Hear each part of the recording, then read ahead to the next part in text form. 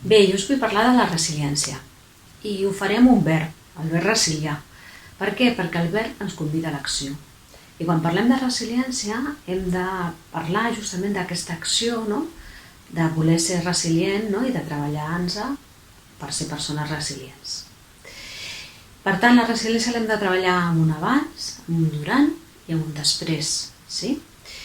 Una de les activitats típiques que es fa per treballar la resiliència amb nens, per exemple, és dibuixar amb la teva casa abans d'un tsunami, d'un terratrèmol, no? O la situació que estem visquent ara. Dibuixar amb la caseta ara, no? El durant, i dibuixar amb la teva casa després. No? En aquesta petita acció, els nois i les noies el que fan és veure que això és un moment que és transitori, però que hi ha un després. No? És el realisme de l'esperança que ens parlava Stefan Van Stendhal. No? Segur que esteu fent moltes coses, no? Que ja fan referència a aquest abans dels nostres nois i noies. No? Traieu de la seva motxilla, no? Tot el tema de la creativitat. No? Coses que ells ja han estat treballant amb vosaltres i que ara vosaltres també podeu reforçar. No?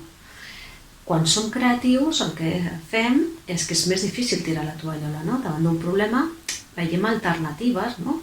Que ens donen, no? Més possibilitats.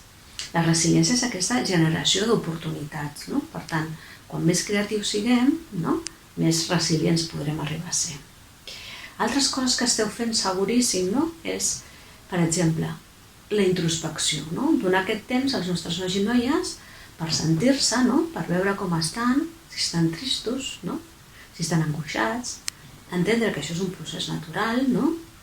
Com heu explicat perfectament amb el tema del dol, no? Reconèixer-nos, no? I decidir també com volem viure aquesta situació, no? En aquest moment. Altres elements per ser resilients, doncs per exemple tot el tema de l'humor, no?